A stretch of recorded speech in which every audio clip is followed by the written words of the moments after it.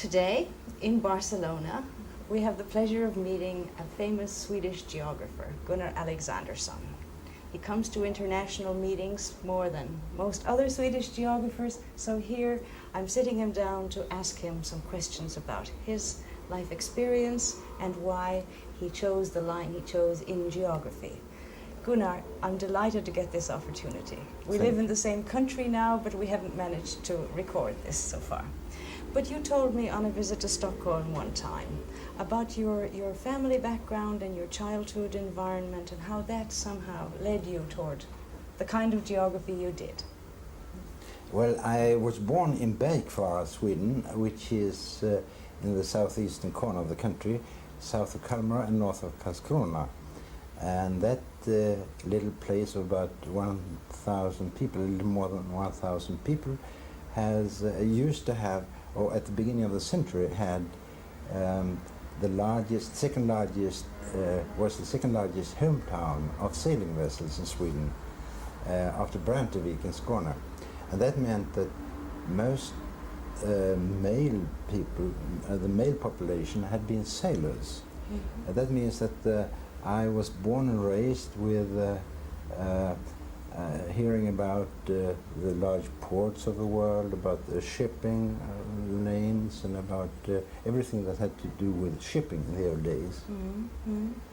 And then my father, who was also a sailor for about 15 years, who was all over the world with ships, he went ashore and built a family. We were a very large family. We were eight sisters and brothers, and he became a truck driver.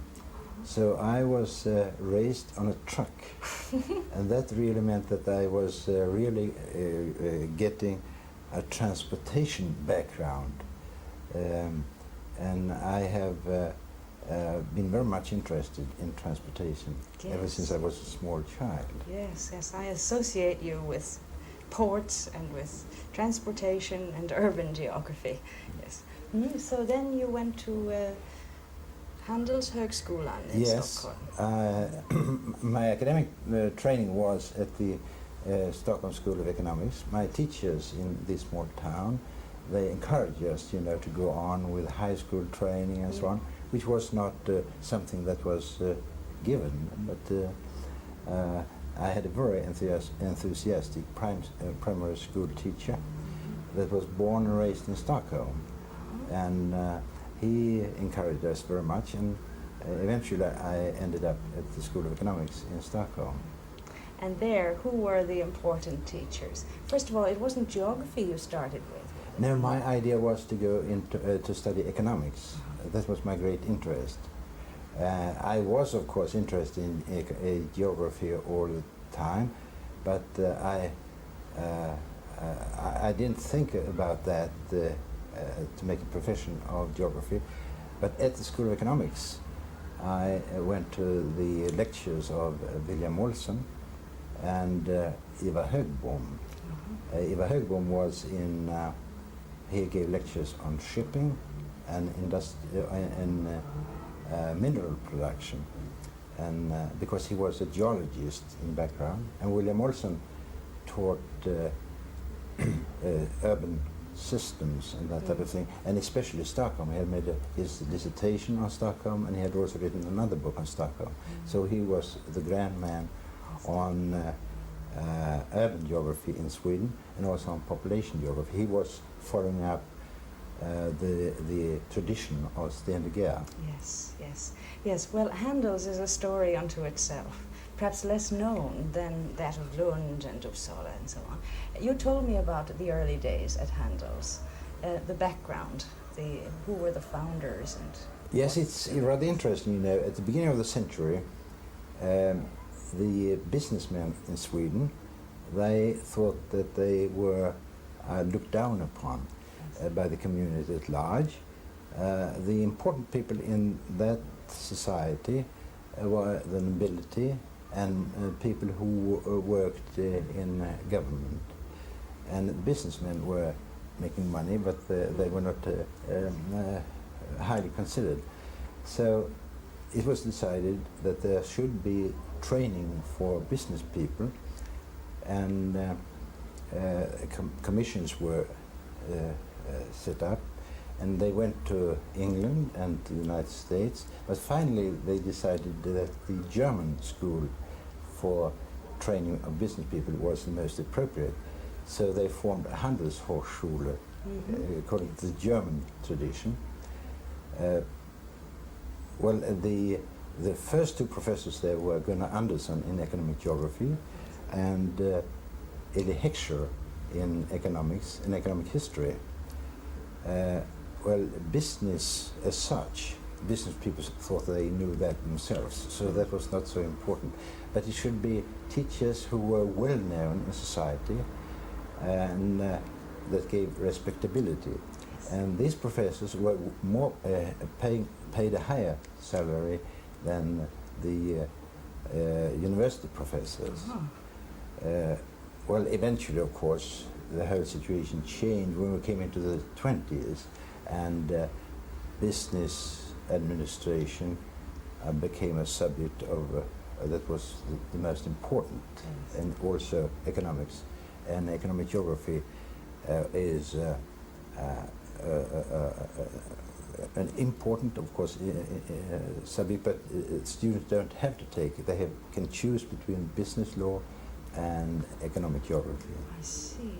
But that change only came much later. No, that has been the same. As long as I can remember back, it has been that way. So geography was an optional subject all the time at Handels? Well, I don't know how it was in the first years, because, of course, since there were only two professors, almost all of them took geography. Yes. I would assume, but the school was very small in the beginning, of course, and gradually it became larger and larger. Yes, but was it William-Olsson's lectures, or was it something else that made you move from economics over to economic geography? Yes, it was those lectures, and then of course the fact that I was asked to become his assistant on a research program, and I was asked by another professor in business administration a few days later. It may have changed my life, of course, but I had a general interest that was more in the direction of economic geography.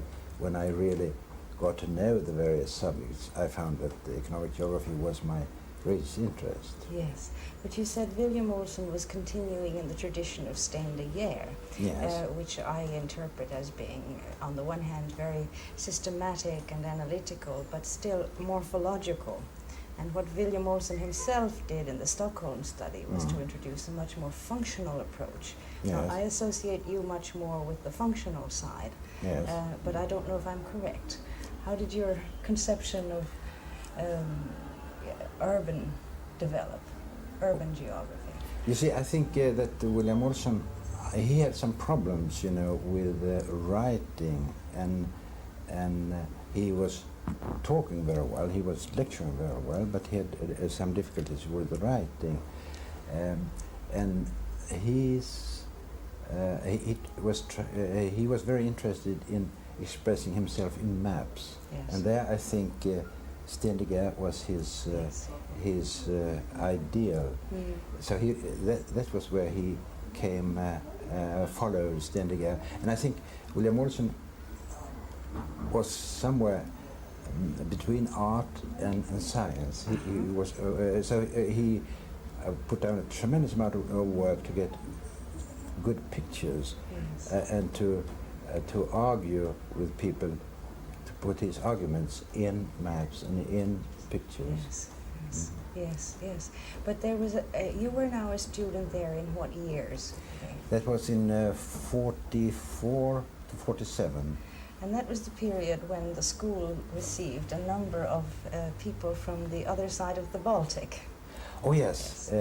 You wrote about that in your little picture. Yes, we had a large group of the intellectual elite from Estonia, Latvia and Lithuania came over in boats, at the end of the war. And those who were academics, they were given by the government a slight salary, a small salary, and then the various academic institutions were asked to provide work for them while they were learning Swedish, you see, to come in on the regular labor market. And we had many people from these Baltic states at the School of Economics. Would you like to mention any of them that were particularly important for you? There was a large number. We had one of the colleagues from Latvia who worked out a topographic map with William-Olsson, which I think is a beauty. It's marvelous work, and it took a very, very long time for him. But he was writing at the same time, in his spare time at night, he was writing geography on Latvia.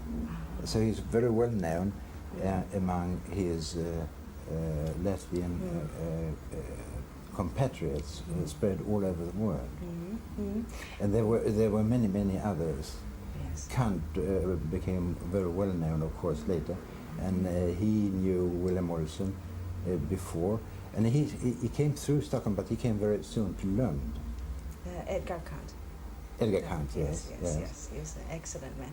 Yes, but now I remember when I was a student, Professor Edward Ullman, you were a required item on our reading list for his course, and your work was held up as a kind of model of work on the economic base of the city, minimum requirements method, and so on. Can you speak a little bit about that book that you wrote? How did it come about that you wrote a textbook which became adopted in American universities? Well, we had been working, in our department on a map of Europe. William-Olsson had made a map of Sweden, with classification of all urban centers of 200 people and more. So after that, he widened his view to cover Europe, because he thought that the Englishmen, Germans, French people, they just studied their own country, and there was very little to show for the whole of Europe. So he wanted to make a map of Europe according to unified principles, very similar to the one he had made of Sweden before. And that took a lot of work, of course, and the European urban system was a little different from the Swedish one. So I made a special study of urban places on Sicily, and then I went on to write my dissertation on North European cities and the urban systems in Germany, Sweden, Norway, Denmark, and so on. But I was very unsatisfied. I was very unhappy with that, because statistics were not comparable. So then in '52 I came to the United States for a year, and when I was attending the meeting of the IGU in Washington, I got brainwave. Yes, I was listening to a paper on agriculture in Switzerland, and listening to that, I got the idea of how I was going to calculate the cities. You see, the problem was, of course, that I had used a method just of showing how many people were employed in various cities, but then it turned up that the same industries came back over and over again. So these band diagrams that I was using were not very exciting. So I thought, how can I get away with things that you have in every city, like retail trade, grade schools, and so on? And listening to that paper on agriculture in Switzerland, I got the idea, and that's what is presented in this book. Isn't that something? It is rather strange. Yes. So I proceeded immediately to... Do you remember the author of that paper? No, I can't remember. No. No, I can't remember.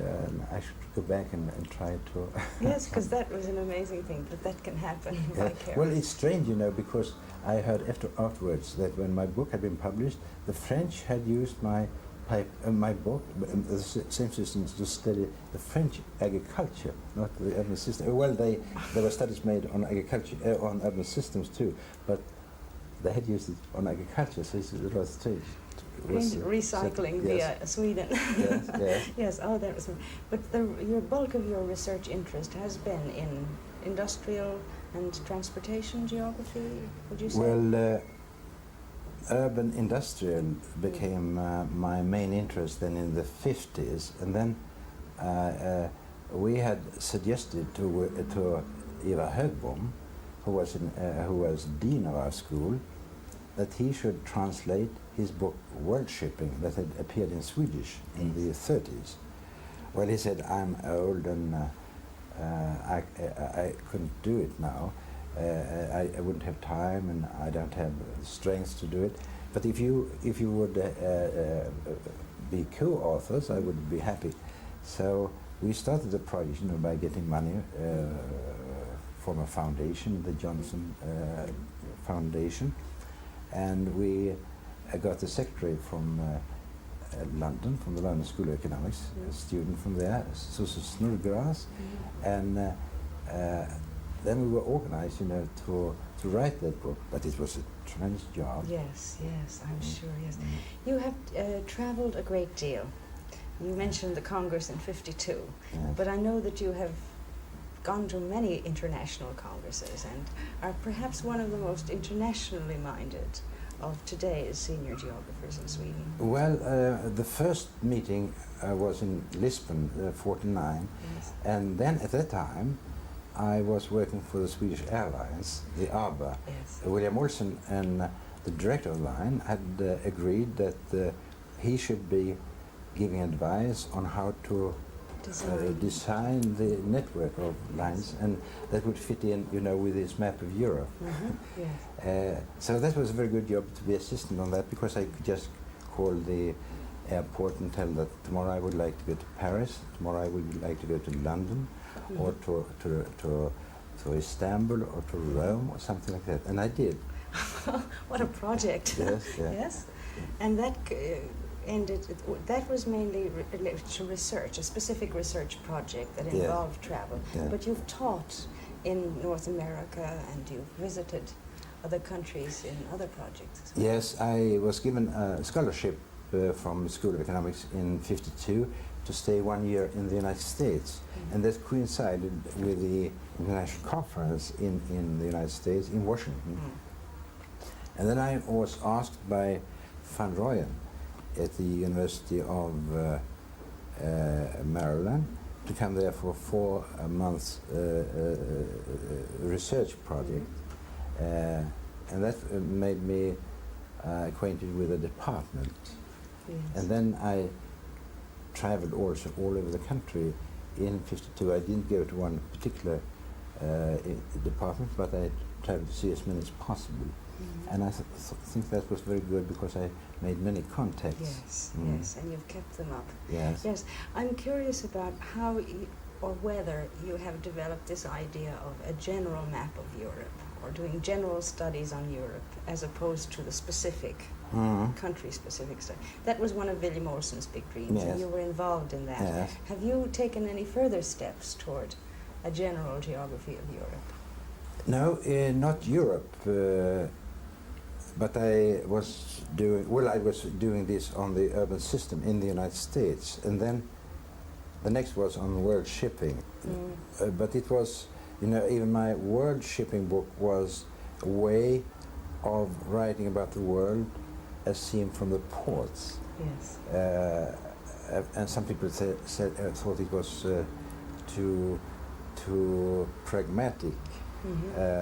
They would have liked to have more theory. Yes. But that was the way I had always wanted to know the world myself. I'm interested in people and places. Yes. And the big ports like Barcelona here, that's an interesting place in itself, like Yes. Rio de Janeiro, San Francisco. And my father and all these people, they were always talking about these places, you see, Yes. which made them different from other places. And that has been my interest in geography has been focused on this, the individuality of places and of people and of cultures. But how do you reconcile the two things? On the one hand, you can see a system, an urban system in North America. Yes. But when you look at world ports, you see unique things. Yes. Isn't there some kind of a lack of consistency there? No, I think you have both at the same time. Because definitely Barcelona is unique with all its art and all its history and everything. And this you can see when you walk around here in the city, in the old city and everywhere. But at the same time, Barcelona is like Stockholm. Right. Well, you know, geography at a School of Economics has a somewhat different kind of challenge than geography in the other universities. How do you see the role of economic geography today? I think it's very important in a country like Sweden, which is so dependent on foreign trade. In Sweden, 20 or 30% of our gross national product comes from export. In Germany and England it's 25%, in Japan it's 12%, in the United States it's 8%, something like that. And that means that in a small country like Sweden, everyone is thinking, has his ideas directed towards exports. Yes. And that's very important.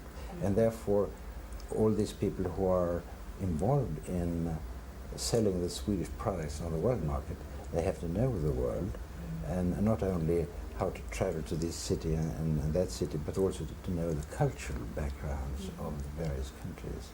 So you see this very important educational role for geography.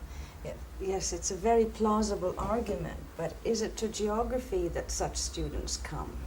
Or is it to other special fields when they need to be prepared for a trip abroad?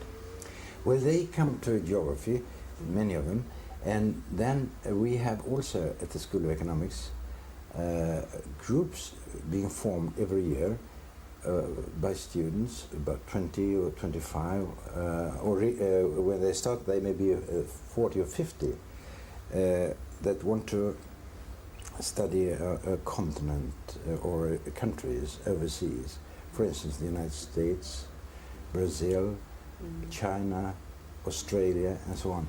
And then they want to learn as much as possible in the year before they go on a tour of that country.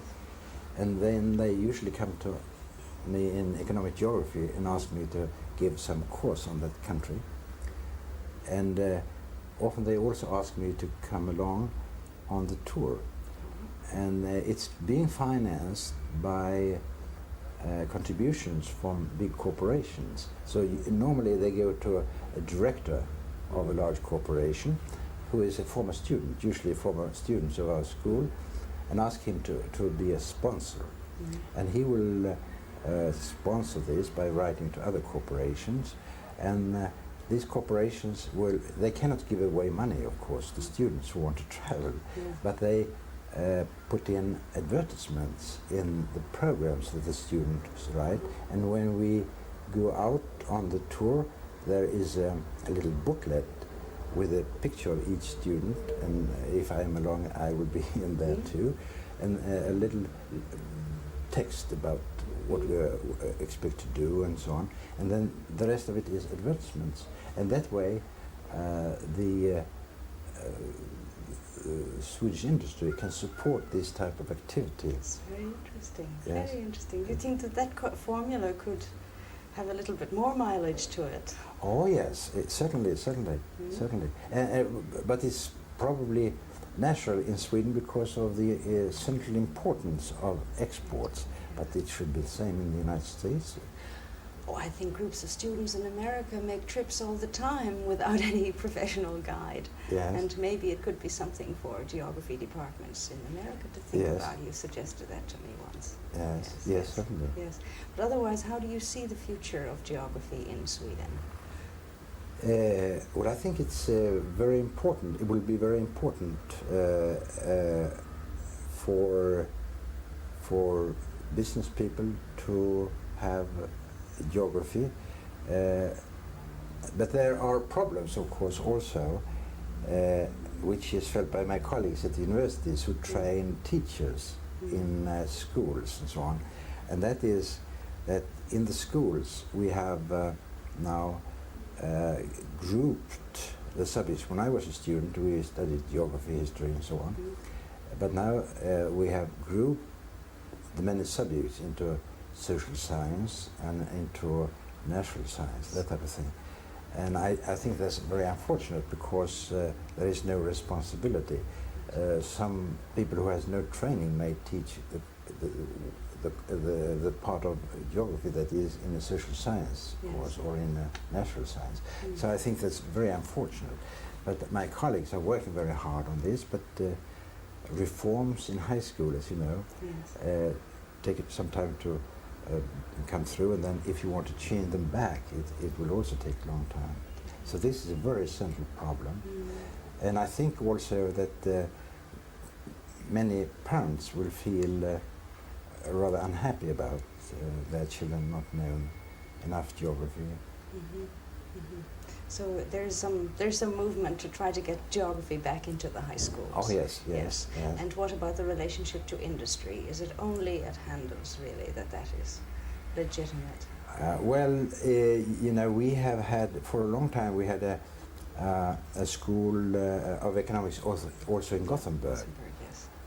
But then in the some years ago, that was merged with the university, was incorporated in the university, but now big industry is in Gothenburg, Volvo, for instance, they want to have a school of business in Gothenburg, so now that has been organized with the support of local industry in Gothenburg.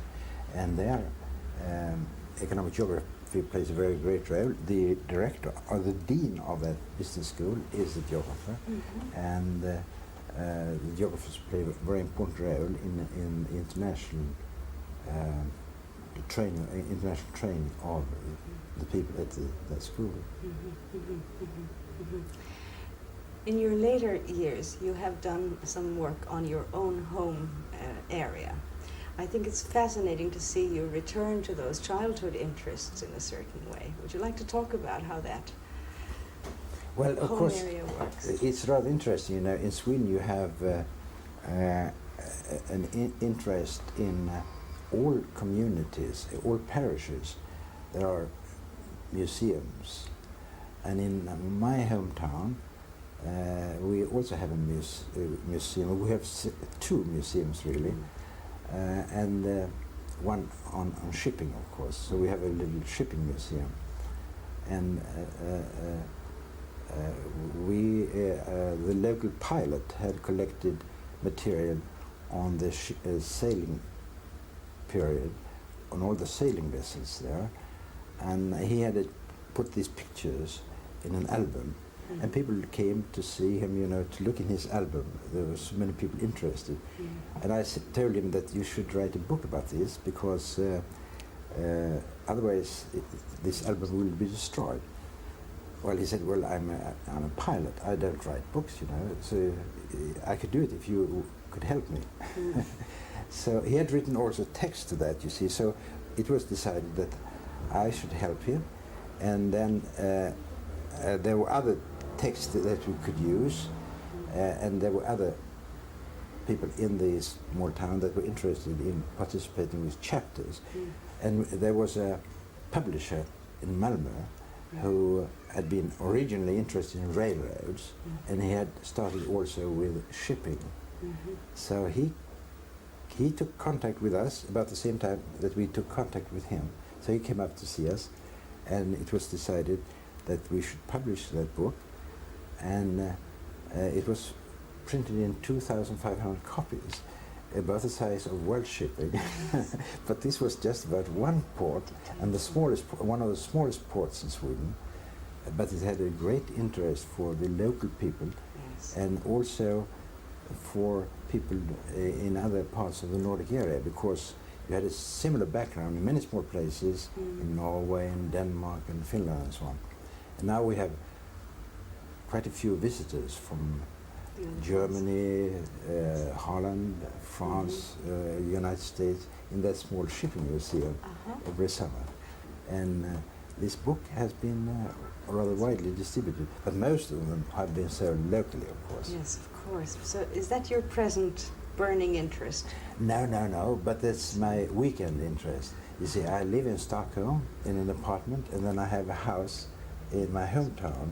So over the weekends, I have been working with this, and in the weekdays, I'm in Stockholm and writing the other things. Yes. So I work on various levels. So you have separated in time the things that are distinct in your sexual orientation. Yes. Well, you certainly have been very productive in your life. And what else do you see as a potential future for geography in Sweden, apart from this? Maybe associating oneself with the home area, the revival of home area studies, and this business of educating the people involved with export business. Well, I think many of my colleagues are working along similar lines. They're making detailed studies out on small towns, even at the university level, and in the university departments, and I think that's very interesting and important. Well, I think basically that so much is changing, so there will be tremendous work for us in the future, and I think we should try to follow what is changing. Now, for instance, in the working group that we have been meeting here, I've just written a piece for a festschrift to André Vigarier in Nantes, and that is about the container ports in the world. So I'm coming back, to that things, yes. And I'm suggesting that we, in the working group in the future, will work more with intermodal transportation, because in Stockholm, in the big corporations, I find it's very important, to organize transport of materials in and out of the large corporations, and to do this on a world scale, because nowadays the department stores in Stockholm, or the large chains in retail trade, they import things, from Taiwan, Hong Kong, Singapore, and so on, and to organize the transports in the most efficient way is very important for the economy of these corporations, and therefore I think it is very important for us to study this type of industry, intermodal, rail, road, air, and ship transport in an integrated way, so we can understand how the transport system in the world best serves the needs of the companies. So that's an endless interest, I'm perfectly sure. Yes. Well, Gunnar, thank you so much for talking to me here on this very hot Barcelona evening. You've given me a lot of insight into another side of Swedish geography. Thank you very much. Thank you.